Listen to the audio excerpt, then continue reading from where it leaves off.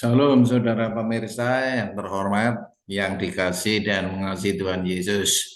Marilah kita selanjutnya Bible study terkait dengan teologi Yohanes.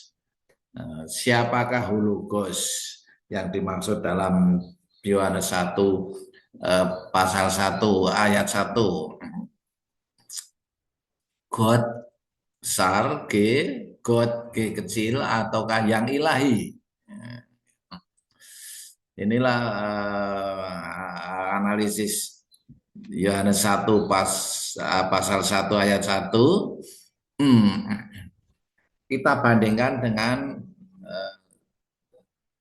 munculnya kata theos yang menjadi masalah dalam Yohanes 1 ayat 1b, itu ternyata juga muncul dalam naskah Bizantin untuk 1 Timotius pasal 3 ayat 16. Theos ya.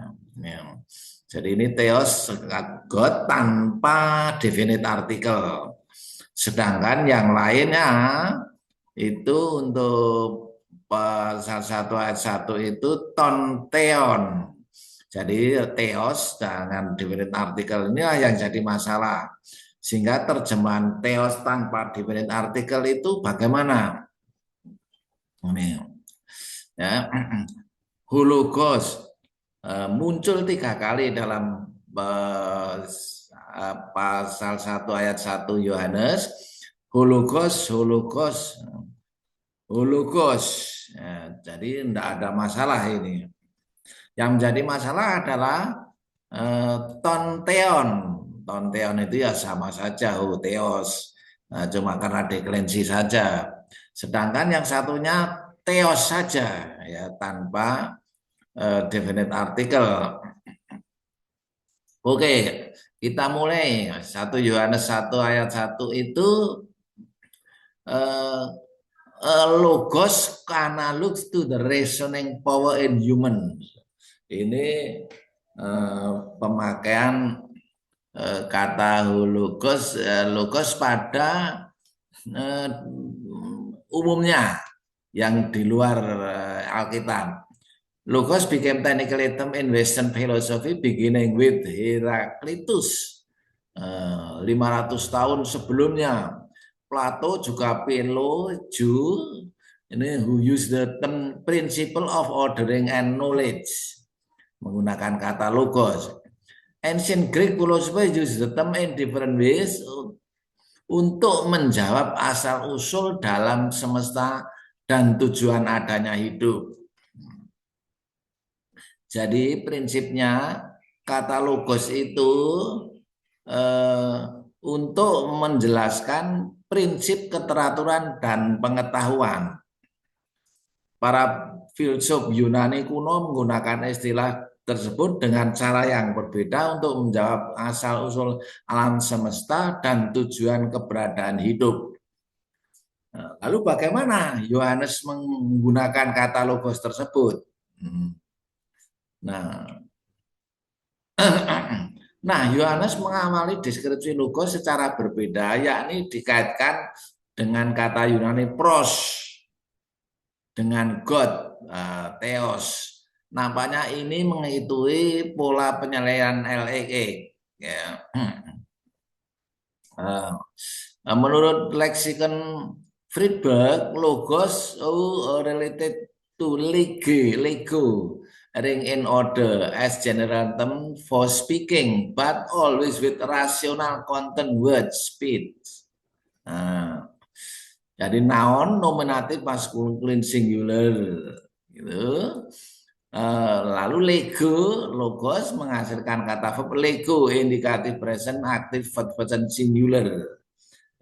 Selanjutnya mari kita teliti terjemahnya ya.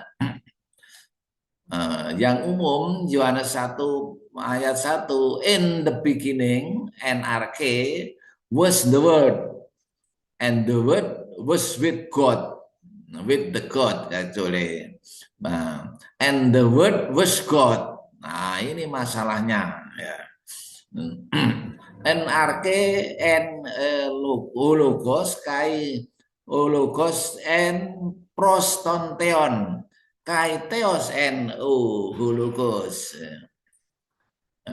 Terjemahan yang umum adalah untuk LAI, pada awalnya sang firman itu ada.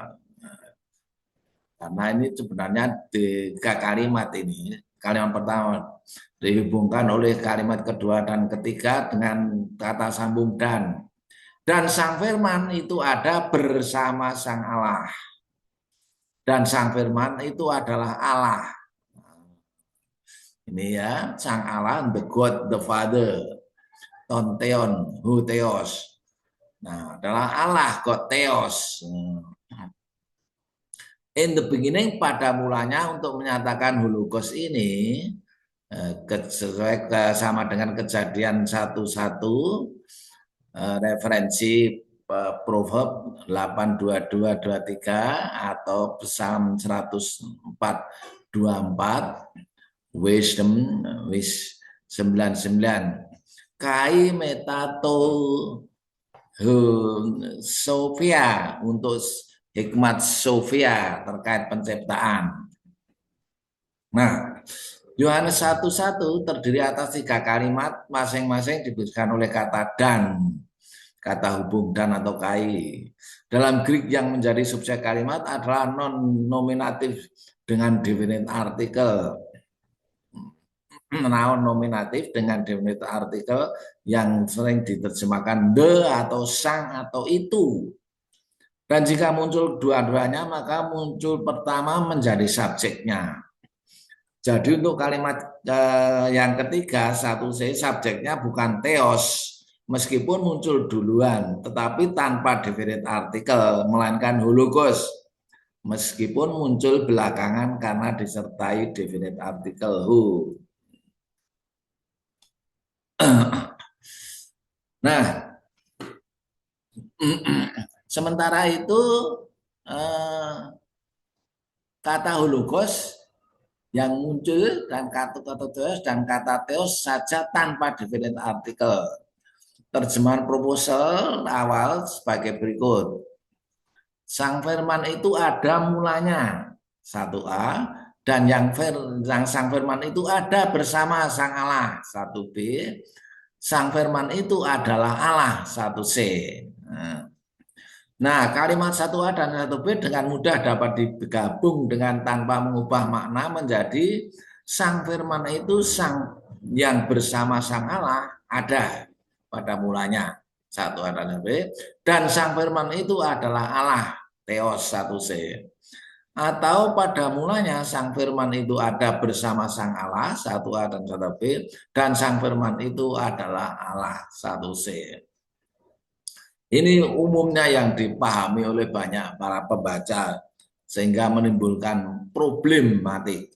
Problematiknya, pertama, apakah sang Allah, Theos, the Father, 1B, sama dengan Allah Theos tanpa definite artikel 1C? Ya atau tidak? Jawabannya itu. Apakah yang dimaksud dengan kata bersama atau pros? Ini. Baik, saudara, kita teruskan. Kita perhatikan analogi paralelisme berikut ini lebih dulu. A, pada mulanya adalah F, singkatan firman, dan F itu bersama G, God, dan F itu adalah G, atau pada mulanya adalah F yang bersama G, dan F itu adalah G. Nah, masuk akal enggak ini? Bagaimana mungkin F sama dengan G jika dikatakan F bersama-sama G? Mestinya F itu ya F, G itu ya G, lalu F bersama G. Jadi ada dua elemen entitas berbeda sedang bersama-sama. Problematiknya, jika problematik pertama kita jawab ya, mari kita ganti saja sang firman dengan kata the God. Konsekuensinya, Yohanes 1:1 pada mulanya adalah the God. Ini karena sama dengan the God ya, sang firman. Dan the God atau firman itu bersama dengan the God, dan the God itu adalah God. Waduh, Jadi tidak jelas kalimatnya nih, janggal dan makna hologos hilang lenyap sama sekali. Bagaimana jika kita ganti dengan Trinitas TRN? Lebih kacau lagi. Pada mulanya adalah Sang Firman itu bersama TRN, lalu dan Sang Firman itu adalah TRN. Lagi-lagi menjadi berantakan tak bermakna. Oke, apakah teos dalam 1 Yohanes 1 C mesti dipahami God the Father? Kita ambil contoh Timotius 3 ayat 16 yang paling tepat tadi kita uraikan tadi. Ya.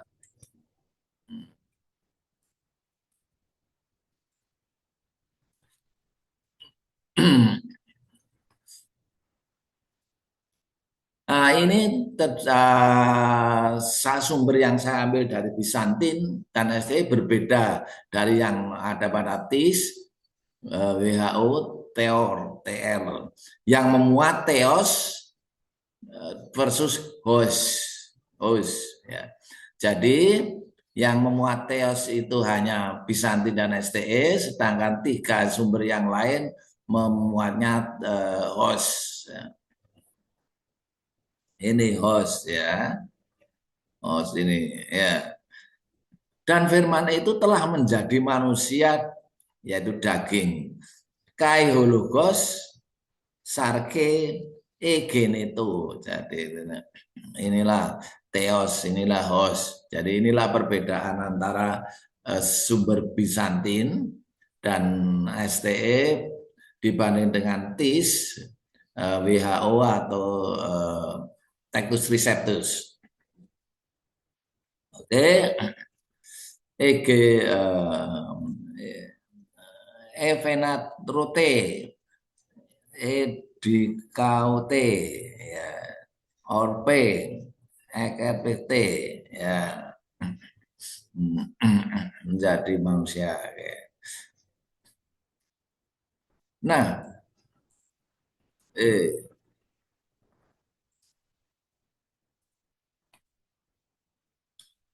tidak mungkin Theos God the Father dimanifestasikan ke dalam daging sarki.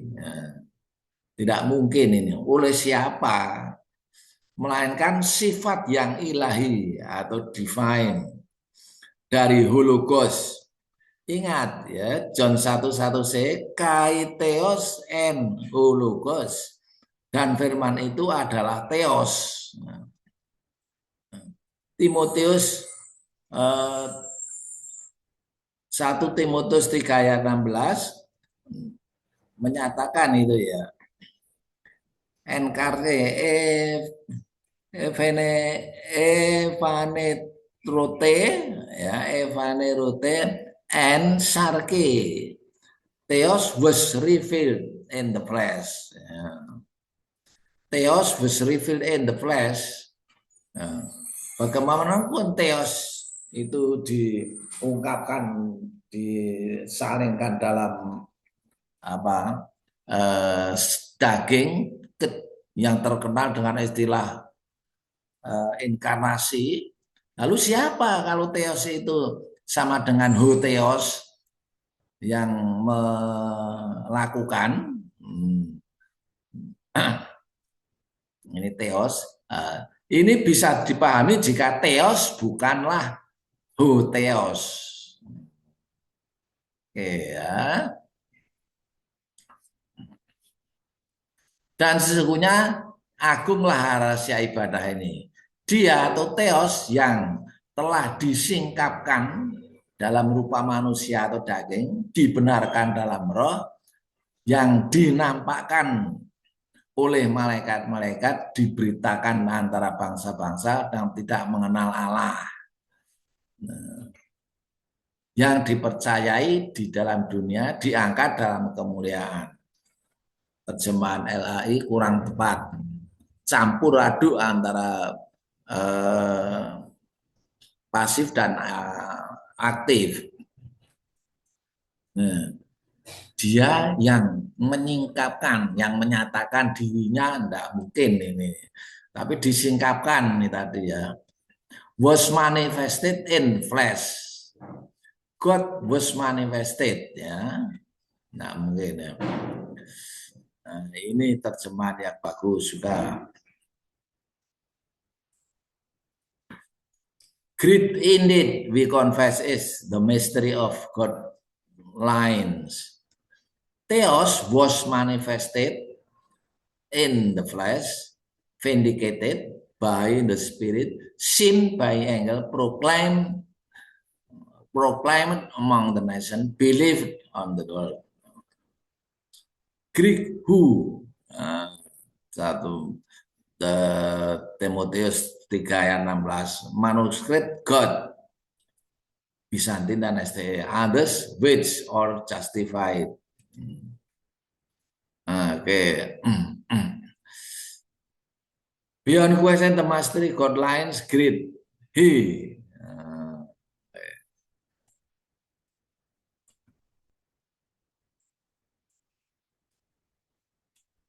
Bentar,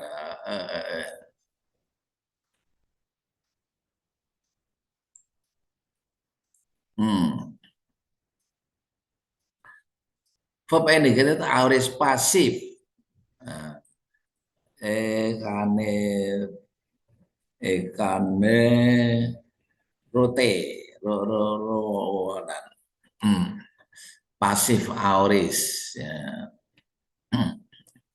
Jadi tinggal satu pilihan, tonteon 1B tidak sama dengan teos 1C, atau hologos teos tanpa hu tetapi tidak sama dengan tonteon God the Father.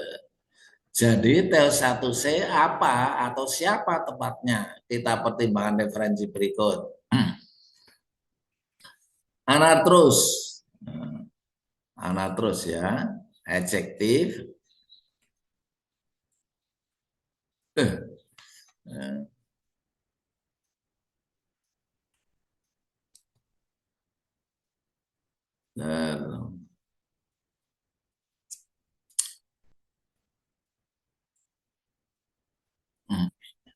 Anastros, a Greek substantive used without the article. Without the article. The traditional translation and the word was God is based on the understanding that the absence of the definite article before sebelum theos God emphasize the nature of quality of the word, menekankan natur, sifat dan kualitas dari hologos, rather than identifying the same person as God the Father, ketimbang mengidentifikasi the same person, pribadi. This translation highlight the divine nature of the word being the same essence as God. Jadi ini menekankan natur dari ilahi yang sama dengan the same esensi daripada the God, the Father. Anatrus noun, arthrus from ancient Greek, artepon, arton, join grammatically article. In Greek, then the noun is not immediately preceded by the definite article. It is called anarthrus noun and is generally translated into English with definite article an.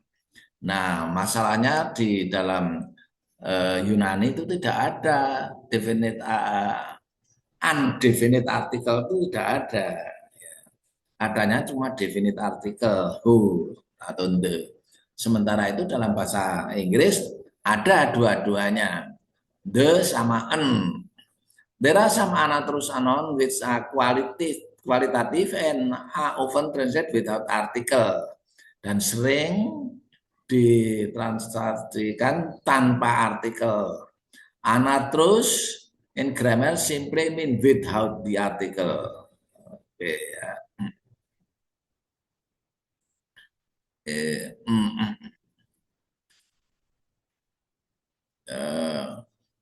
accent article is important as the presence of the article. Oke. Ini bahasa Inggrisnya yang kami ketahui. Kata benda anartrus adalah kata benda yang digunakan tanpa artikel tentu, artikel penentu seperti the, atau terkadang tanpa penentu sama sekali, terutama digunakan dalam studi bahasa Yunani Koine. Kata benda anartrus menyoroti kualitas atau karakter daripada identitas spesifik. Identitas spesifik sering diterjemahkan dalam bahasa Inggris dengan artikel tak tentu atau sebagai kata benda tanpa artikel. Penggunaan dalam bahasa Yunani, ketiadaan artikel memiliki tujuan.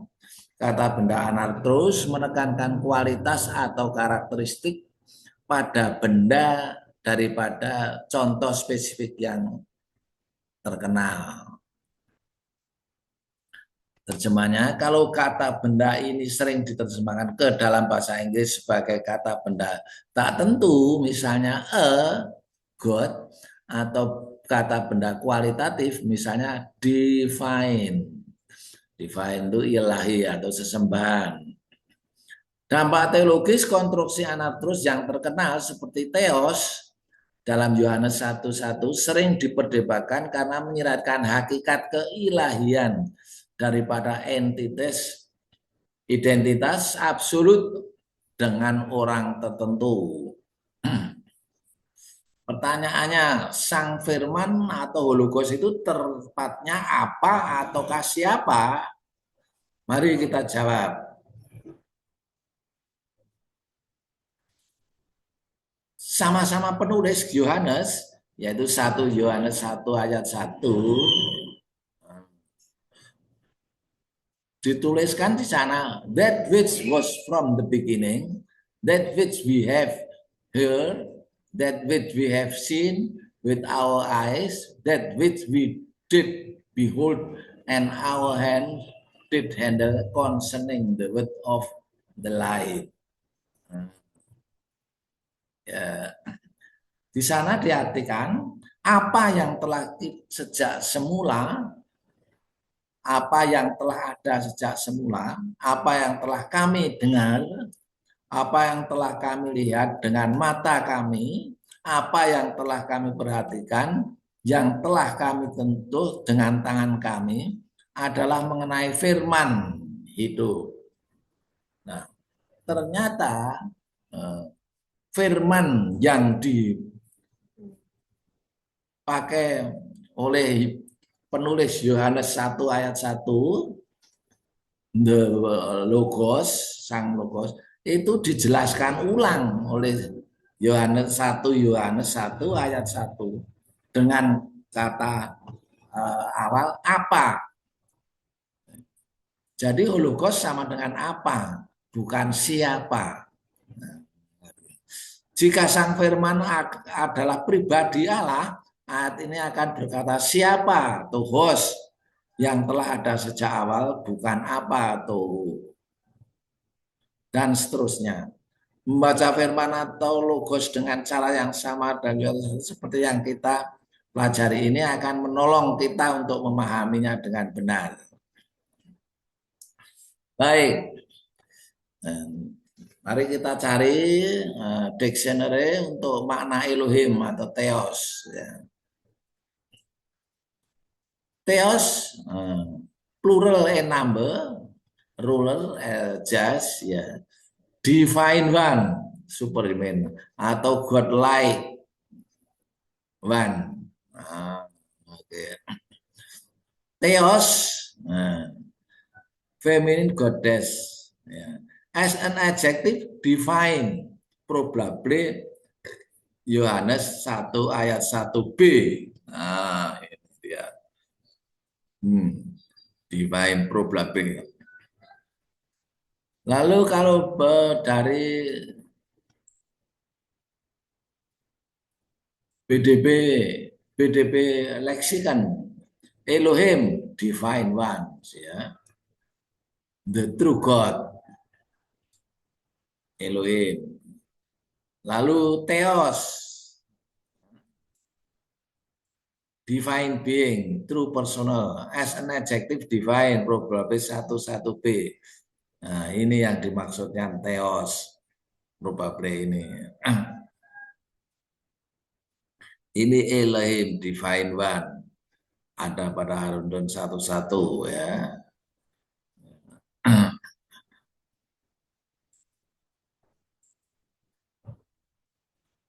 Theos, divine being, the true living personal God, possibly 11B, nah, berarti ini yang Theos tadi, as an idol God, ya itu juga, as an adjective divine ilahi, ya.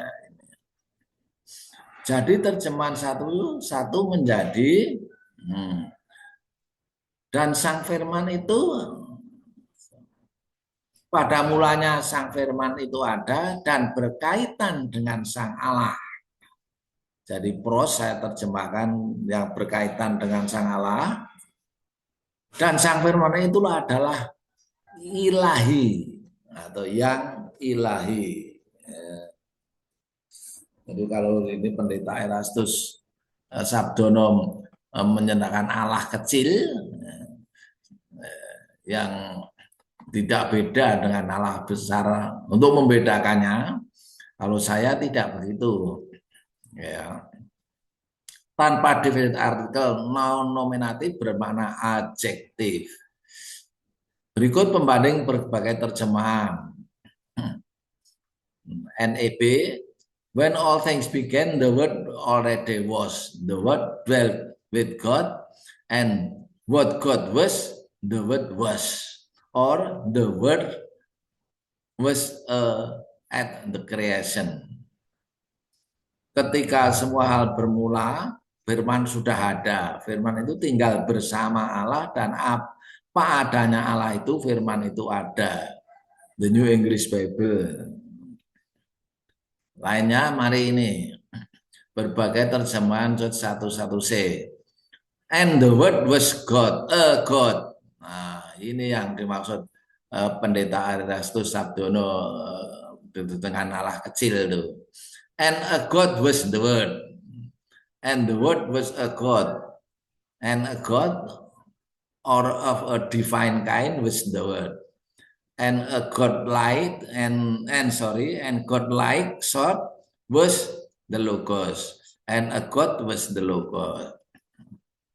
This translation use the such word as a God, divine or God-like, because the Greek theos is in singular predicate noun occurring before the verb, yang muncul sebelum verb, and is not preceded by the definite article, tidak didahului dengan definite article. Ini terjemahan yang lain. Thomas Benham. And the word was God. And the word was God. And the word was a God. And the word was a God. And a God was the word. And the word was a God. And the word was a God. Semua ini pakai a God. And a God was the word. And the logos was God. Tanpa a. And word was a God. And the word was a God. And God-like sort was the word, the logos. The logos was divine. And the word was divine. And the word was divine. Ini mencerminkan memang ada perdebatan penggunaannya. Oke. And the word was the high essence, absolute deity. And a God or a divine kind was the word. And the word was divine. Ini divine lagi. Sementara itu, Saidic Coptic Translation, Saidic Coptic, bahasa Coptic dari Egypt atau Mesir, an indefinite article with the word God in the final part of John 1:1 say, thus the rendered in the modern English, the translation, and the word was a God. Evidently, tentang para bukti, this ancient translation realized that John word recorded John 1:1 did not mean that Jesus was be identified as Almighty God. The word was a God, not Almighty God, God the Father. Jadi tujuannya adalah kata Allah yang satu C itu atau satu B itu bukan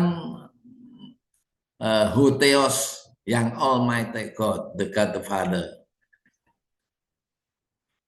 Ya, ini tadi udah. Okay, the Koine Greek language had definite article the, but it did not identify with the article on.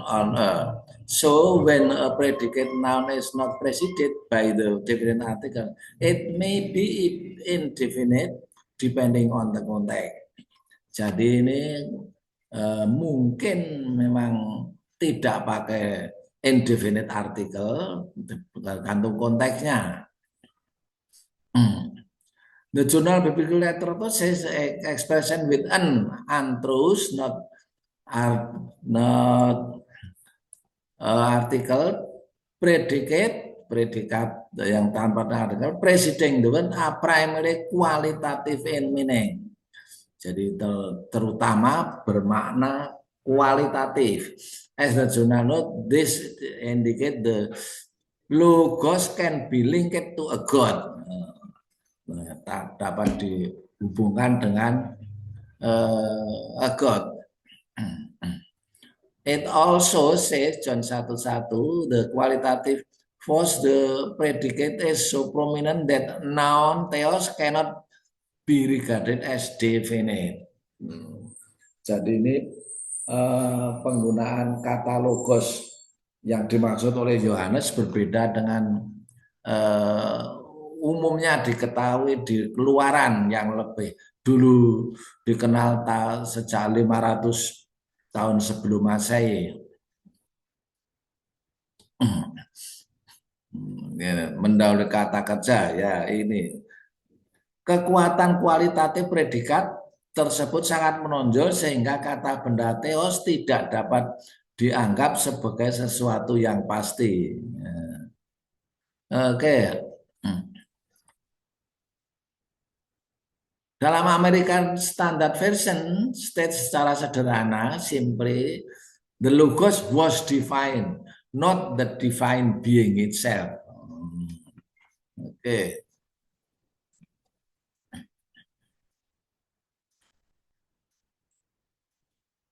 And Jesuit John Elkann wrote in Dictionary of the Bible, should regularly be translated, the word was a divine being.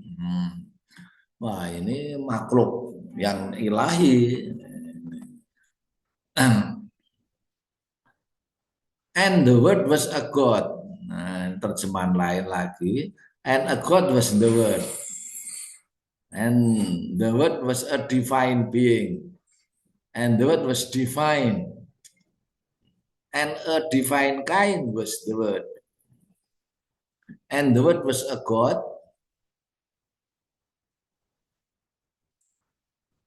And the word was a God. Ini G-nya besar. And a God or of a divine kind was the word. Yes. And a God-like kind. Jadi preeksistensi Yesus adalah sang firman yang ilahi. Yesus manusia ilahi tak berdosa, kudus karena hasil pemrosesan oleh Roh Kudus milik Allah Bapa melalui perawan Maria. Tentu saja tidak setiap kata theos tanpa artikel penentu atau whose selalu dimaknai adjektif, melainkan tergantung konteksnya. Dan dalam Yohanes 1:1 theos yang direferensikan dengan hutheos. Selain itu kata theos tidak selalu merujuk pada pribadi. God the Father juga. Selanjutnya problematik kedua, apakah yang dimaksud dengan kata pros bersama yang diterjemahkan dengan bersama atau with? Memang UBS pros with untuk akusatif, ya. In company, ya. Was pertaining, ya, pertaining with reference to, pertaining to, berkaitan dengan atau merujuk, before di hadapan atau in the presence of God. Nah, ini yang makna dari pros itu banyak. Nah, ia pada mulanya ada bersama Allah. This one was in the beginning with. Jadi yang ini dalam awalnya berkaitan dengan prostonteon. Was pertaining. Was in the beginning with. With bisa diganti dengan pertaining, ya, kaitan. This one hologos ini, ya. Nah, jika kita pahami hologos sama dengan theos, substitusi ayat 2 menjadi theos. Kalau ini hologos itu sama dengan theos. Theos was beginning with theos. Bersama lagi mengacu. Kalimat itu tentu lagi-lagi janggal. Oke. Kata pros dan para. Mari kita lihat apa sebenarnya yang dikatakan teks aslinya. Dalam kalimat ini kita menemukan kata Yunani logos di definisinya adalah pikiran, rencana, atau perhitungan yang bersifat abstrak. Dalam bahasa Yunani tidak dapat digunakan sebagai kata benda khusus menunjuk pada pribadi. Kita juga melihat bahwa ada dua kata untuk with atau bersama. Kata yang digunakan Yohanes 1:1 adalah pros, bukan para. Pros sangat spesifik untuk gagasan sesuatu yang terhubung dengan pikiran dan pemahaman hati. Seperti misalnya, sahabatku yang telah meninggal sangat kukasih, mereka akan selalu bersamaku. Nah, bersama ini pros, gitu. Tentu saja tidak ada yang akan percaya bahwa saya membawa mayat mereka di bagasi mobil misalnya, tetapi Anda akan memahaminya seperti yang saya menyimpan mereka dalam pikiran hati saya. Inilah bagaimana kata pros digunakan dalam bahasa Yunani. Seperti digunakan pada Yohanes 1:1.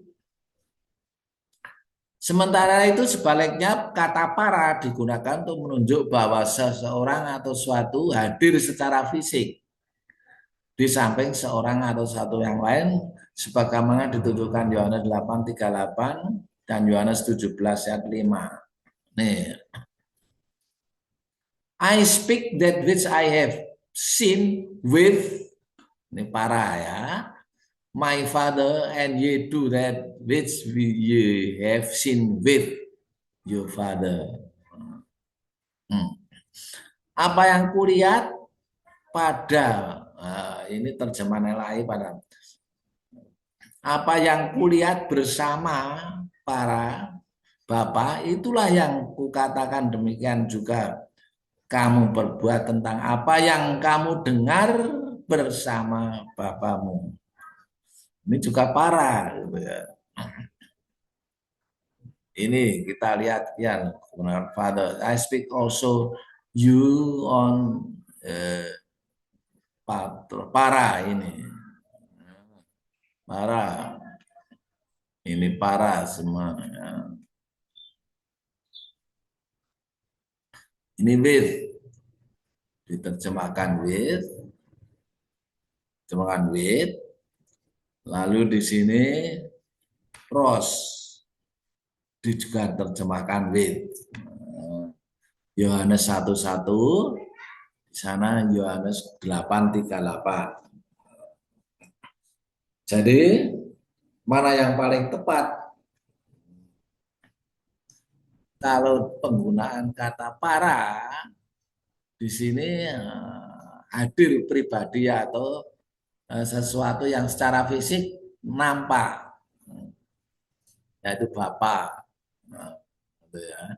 Sedangkan pros ini tonteon tidak mungkin gitu ya, gitu. Bersama eh, tidak bukan para ini pros ini.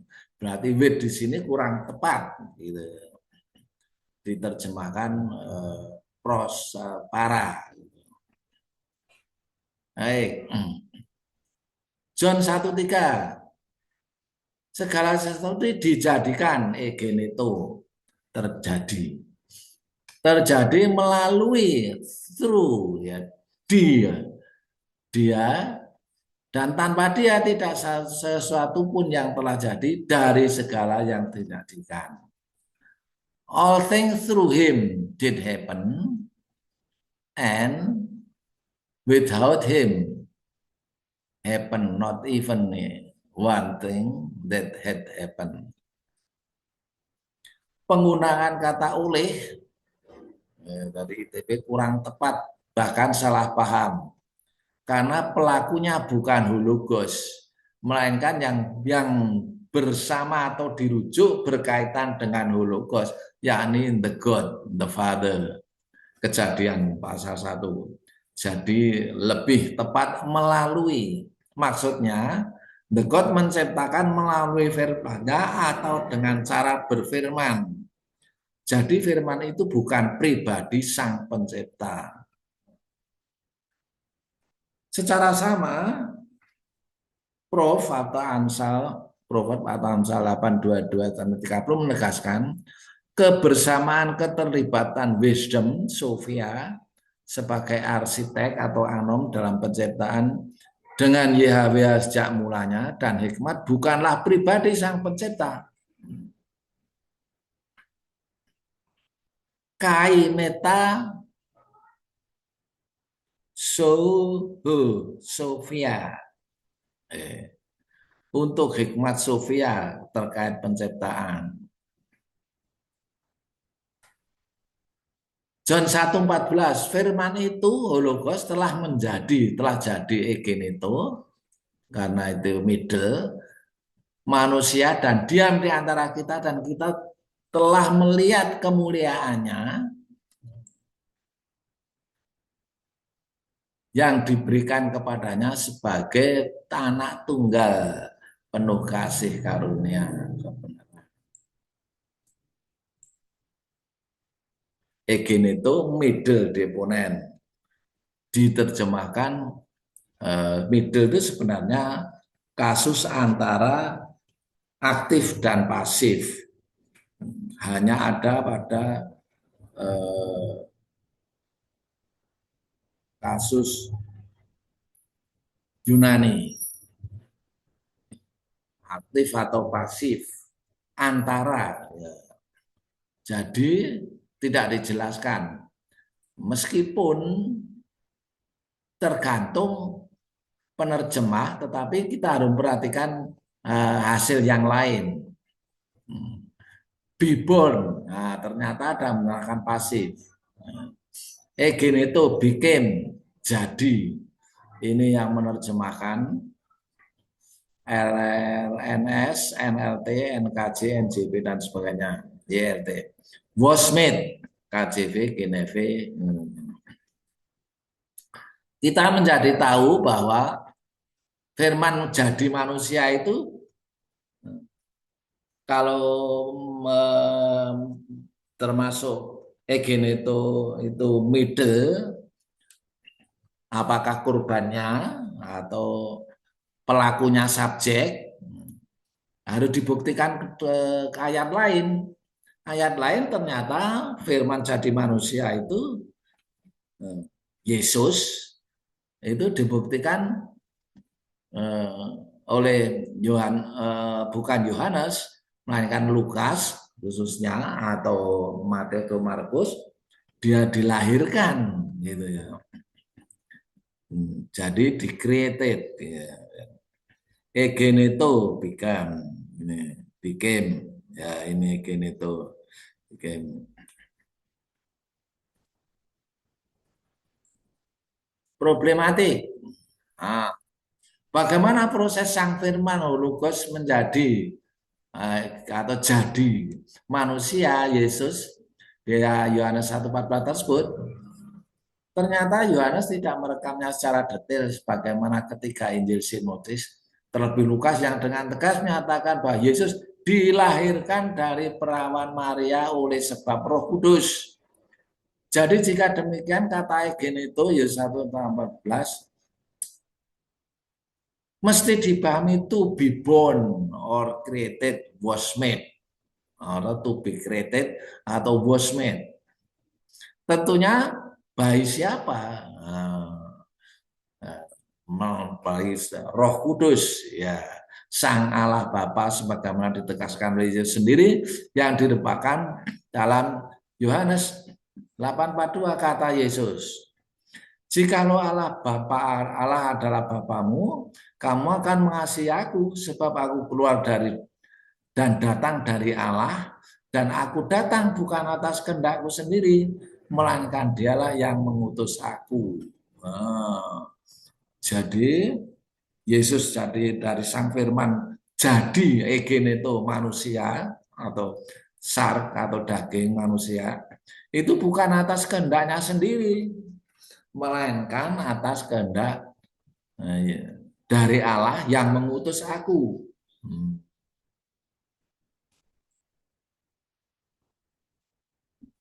All things through him did happen, and without him happened not even one thing that had happened. Segala sesuatu dijadikan terjadi melalui dia Hologos, dan tanpa Hologos tidak ada sesuatu yang telah jadi dari segala yang telah dijadikan. Oke. Di genitive dia preposition with genitive through by means of egeneto middle deponent perfect active third person.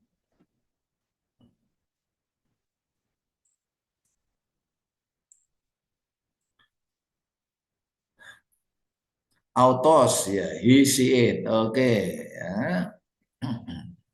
Egeneto middle being. Nah, segala sesuatu dijadikan atau terjadi melalui dia Hologos, dan tanpa Hologos tak ada satupun yang telah jadi dari segala yang telah dijadikan. Nah, kalau terjemahnya dijadikan itu sudah jelas pasif, ada yang menjadikan. Tapi karena negeneto, nah, ini mestinya terjadi. Nah, terjadinya bagaimana? Tidak diceritakan. Itulah kekayaan gramatika Yunani dari kata kerja yang bersifat middle melalui dia ya, yang telah jadi. Ya faktanya jadi, tapi jadinya itu dijadikan atau terjadi dengan sendirinya. Mirip dengan kelahiran ini. Saya lahir tanggal, saya lahir itu lahir sendiri atau dilahirkan. Ya, jadi kalau dilahirkan oleh ibu, misalnya begitu. Baik, saudara. Awas, ayat tersebut tidak boleh dipahami mandiri terpisah, melainkan mesti disintesis, direferensikan dengan Amsal 8:22-30. Nah, juga Psalm 104:24. Sebenarnya melekahkan peram wisdom yang Sejak awal arke milik God Sang Pencipta sebagai arsitek penciptaan tanpa menyebut Hologos dapar sama sekali. Mungkinkah Yohanes tidak membaca membaca kitab PL tersebut? Jadi ayat 3 menjelaskan bahwa Hologos Sang Firman merupakan sarana atau by means bagi Sang Elohim dalam penciptaan. Tentu ini sesuai dengan Alkitab Kejadian.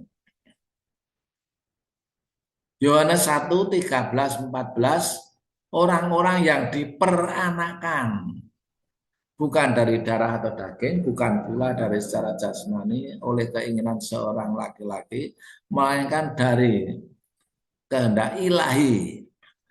Firman Hologos itu telah jadi daging, mungkin itu, dan diam di antara kita.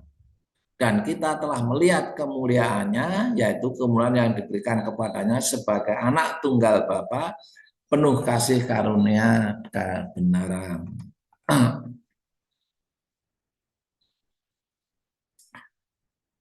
Nah, ayat 13-14 ini kita menjadi tahu bahwa Sang Firman dan jadi daging manusia itu bukan kehendak Sang Firman itu sendiri, melainkan kehendak Sang Elohim, Hotheos Bapa yang mempunyai firman. Yang memprosesnya bukan secara jasmani, melainkan secara ilahi. Yohanes 8:42, kata Yesus kepada mereka, jikalau Elohim adalah Bapamu, kamu akan mengasihi aku, sebab aku keluar dari dan datang dari Elohim. Dan aku datang bukan atas kehendakku sendiri, melainkan dialah yang mengutus aku. Ya kan? Dia yang mengutus aku banyak kan. Lukas 10:16, Yohanes 3:34, 4:34, 5:30 dan seterusnya. Lukas 4:18, Roh YHWH ada padaku oleh sebab ia telah mengurapi aku untuk menyampaikan kabar baik kepada orang miskin dan ia telah mengutus aku. Secara ringkas, Hologos yang bersama atau merujuk atau berkaitan dengan Allah terus-menerus with respect to Hotheos. Hologos was divine ilahi God character became man, Yesus, Son of God. After resurrection, Jesus went back to his Hotheos, God the Father, as well as ours. And we are then never told about Holocaust in absolute state. Jadi setelah itu tidak pernah ada Holocaust dalam kasus mandiri regarding with Hotheos, but always in construct state, obsessive or genitive case in praise of Holocaustoteo. Suggesting to have different meaning as described by John 1:1. The idea of the Holocaust in Greek thought hard back at least to the 6th century BCE. Philosopher Heraclitus, who discerned in cosmic process Hologos, logos analog to reasoning power human. Jadi ini perbedaan yang digunakan oleh penulis Yohanes 1 ayat 1. Gagasan tentang logos dalam pemikirannya setidaknya berasal dari filsuf. Ya. Heraklitus abad ke-6 BCE yang melihat dalam proses kosmik sebuah logos analog kekuatan penalaran pada manusia. Fakta menunjukkan bahwa PL maupun PB terhadap Hologos, Elohim maupun YHWH selalu muncul dalam bentuk genetik posesif kepemilikannya nih holokosto kureo, holokos kureo, logos kureo, logos theo. Hal ini menegaskan bahwa hologos pada dasarnya dimiliki.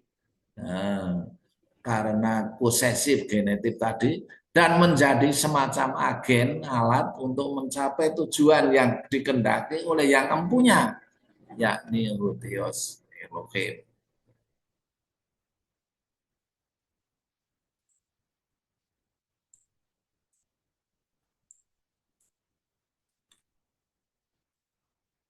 Ayat ini jelas menunjukkan sang anak, sorry, Revelation 19:13, dan ini memakai dan ia memakai jubah yang telah dicelup dalam darah dan namanya ialah Firman Elohim, terjemahan. Tapi ini maksudnya of ya, the word of God, hologos toteu. Toteu itu kan dalam kondisi status genetif.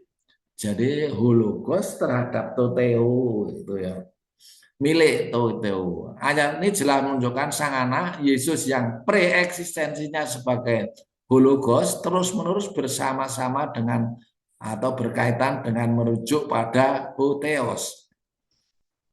Namun hologos harus dimaknai tidak pernah mandiri, melainkan bersama atau merujuk hotheos sejak semula dan selanjutnya berada dalam turunan kepemilikan posesif miliknya hotheos. Nah, dalam kitab Wahyu kita tidak lagi menemukan sang firman dalam frase hologos en prostonteon, melainkan Yesus dengan karakteristik manusia ilahi yang justru mempunyai hotheos, Allahku, yang tentu sebagai bapaknya juga. Revelation 3 ayat 12 ini. Barang siapa menang, ia akan kujadikan sapa guru di dalam bait suci Allahku, toteumu, dan ia tidak akan keluar lagi di situ, dan padanya akan kutuliskan nama Allahku, toteumu, nama kota Allahku, yaitu Yerusalem baru yang turun dari surga dari Allahku, dan namaku yang baru, tu onoma moto kainon. Not, nama Yesus yang baru yang mana? Yang mana ini? Mari kita lanjutkan di sini. Revelation 3:12. He who is overcoming, I will make him a pillar in the sanctuary of my God.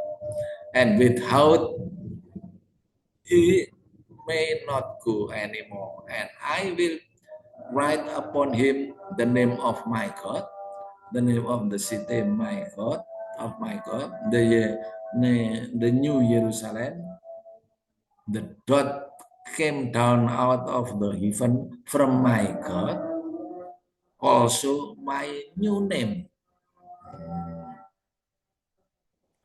Revelation 19:13, dan ia memakai jubah yang telah dicelup dalam darah namanya Firman Elohim tadi. The word of God, hologostoteo, kasus genitif. Bandingkan dengan John 1:1. The word was divine with God, cross, and the word was God, divine, was divine. Okay. Hologos become flesh, the Son of God, the Word of God. Komparasi teologi. Injil sinopsis penulis Ibrani atas Logos. Yohanes memahami Yesus sebagai sang firman yang jadi manusia. Injil sinopsis menekan Yesus sebagai anak Allah, anak manusia. Penulis Ibrani menekan bahwa Yesus sebagai anak Allah, pembawa, penyampai firman Allah yang pada zaman PL lewat para nabi.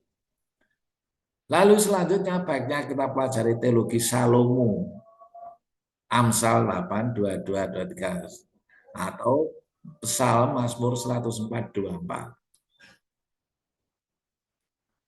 Teologi sang anak menurut penulis kitab Ibrani.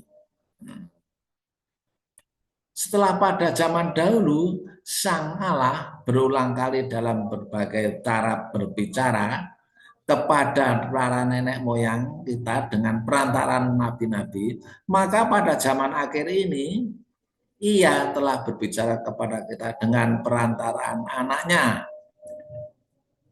yang telah ia tetapkan sebagai yang berhak menerima segala yang ada. Melaluinya, ia juga menjadikan masa.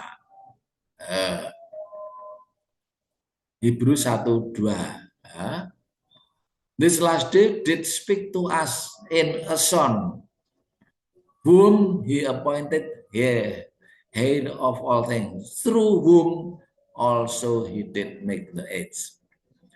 Jadi komunikasi Allah dengan manusia setelah PL berlangsung melalui Yesus anaknya, dan Yesus terlibat dalam penentuan masa atau zaman, yaitu setelah CE. Oke ya.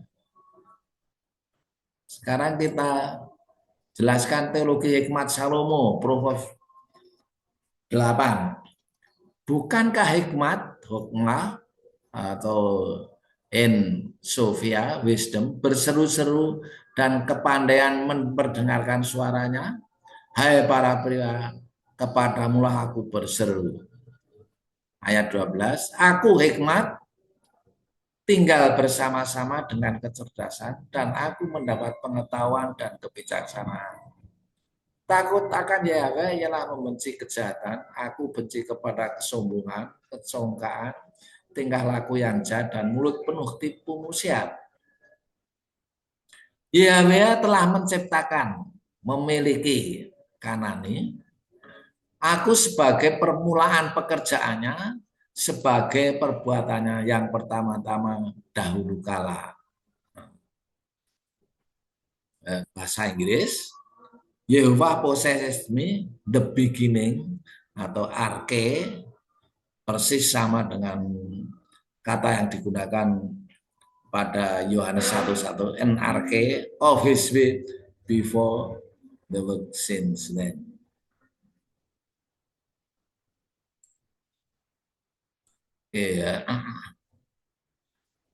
Create, make, originating, then. Aku ditata dari keadilan ke keabadian sejak permulaan sebelum bumi ada. Ya, darah LXA, establish me before me, time was in the beginning. Sebelum air samudra raya ada, aku telah lahir. Sebelum ada sumber-sumber yang syarat dengan air. Berarti I was brought forth, aku telah dilahirkan. Nah, ini telah dilahirkan. Sebelum gunung-gunung tertanam dan terlebih dahulu dari bukit-bukit, aku telah lahir. Sebelum ia membuat bumi dengan padangnya atau debu dataran pertama. Ketika ia mempersiapkan langit, aku di sana. Ketika ia menggaris kaki langit pada permukaan air samudra raya, ketika ia menetapkan awan-awan di atas dan mata air samudra raya meluap dan deras. Ketika ia menentukan batas kepada laut, supaya air jangan melanggar titahnya, dan ketika ia menetapkan dasar bumi, aku ada sertanya sebagai anak kesayangannya, master of worker, arsitek, kepala pekerja. Setiap hari aku menjadi kesenangannya dan senantiasa bermain-main di hadapannya. Aku bermain-main di atas muka buminya dan anak-anak manusia menjadi kesenanganku. Oleh sebab itu, hai anak-anak, dengarkanlah aku, karena berbahagialah mereka yang memelihara jalan-jalanku. Siapakah yang berkata aku di sini? Yaitu Sofia, hikmat tadi ya. Dalam PB, hikmat, wisdom of God, wisdom milik God. Because of this also the wisdom of God, and I shall send to them prophet. Sebab itu hikmat Allah berkata, aku akan mengutus kepada mereka nabi-nabi dan rasul-rasul, dan separuh dari nabi-nabi rasul itu mereka bunuh dan mereka aniaya.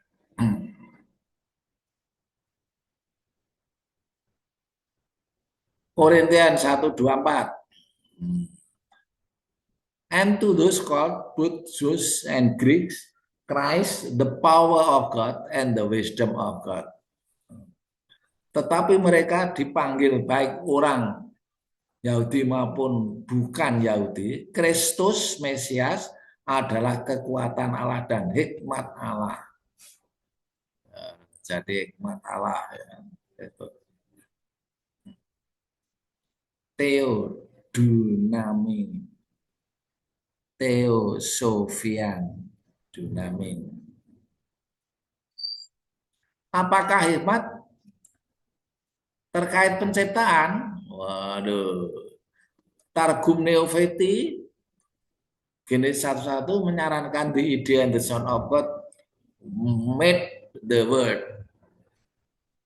Nih, Milkatmin Behoma Bra, bara itu bra, Daiskel yet Sakmi Vitara. In the beginning, the wisdom, the son of Yahweh, the Yahweh, the son of Yahweh, bara ataukah bra ini ya, bar gitu. Created heaven and the earth. The Tarakmu is not alone in the indication wisdom as by means which God created. The sun, bar, atau bara, atau bra, gitu. Of die, YHWH. Ini YHWH. Yeremia 10 ayat 12 says the establish the word by this wisdom.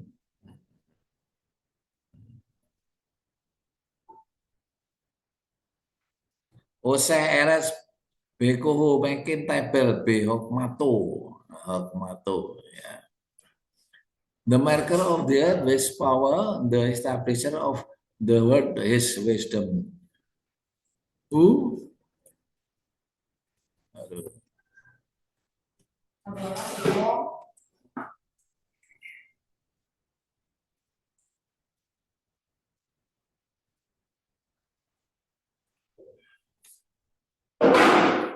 Yeremia 51:15. The marker of the earth by his power, this establisher of the word by his wisdom, who by his understanding.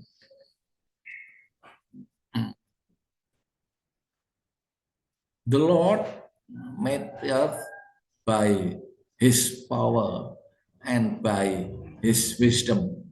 Sophia.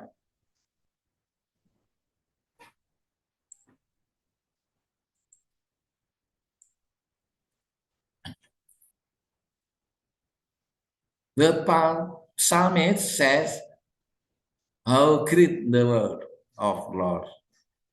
All of them you have made with wisdom. Psalm 104:24. Marabu maseka yehwah kulham bihokmah.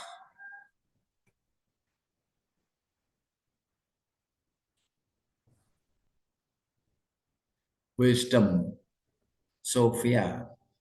Apakah hemat dan Hologos termasuk divine person?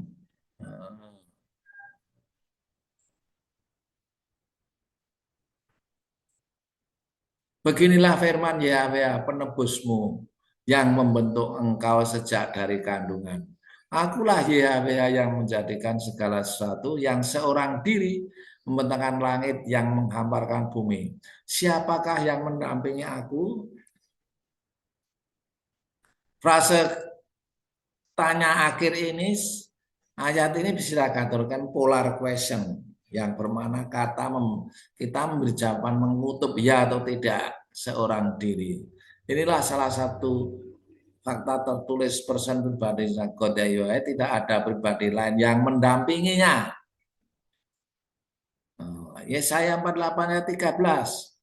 Tanganku juga meletakkan dasar bumi dan tangan kananku membentangkan langit. Ketika aku menyebut namanya, semuanya bermunculan. Note, ku sama dengan YHWH ayat 3 sebelumnya. Pertanyaannya, siapakah dan berapa pribadi person yang melakukan pekerjaan atas bumi langit dan menyebut nama hasil ciptaannya? Apakah kita akan memahami tangan dan mulut merupakan dua person di luar YHWH? Bukankah gramatika tanganku sama dengan rohku? Yoel, kisah para rasul peristiwa Pentakosta. Jadi jelas bahwa ketika penciptaan hanya ada seorang diri YHWH God, the Father, tanpa ada divine person lain. Lalu bagaimana mungkin Holy Spirit dipahami sebagai pribadi? Dengan demikian baik Hologos maupun hikmat, bahkan juga kepandaian, kecerdasan, pengetahuan, kebijaksanaan adalah elemen kelengkapan karakteristik milik yang menyertai YHWH God the Father, bukan sebagai personal pribadi lain di luar YHWH God. Haleluya. Amin.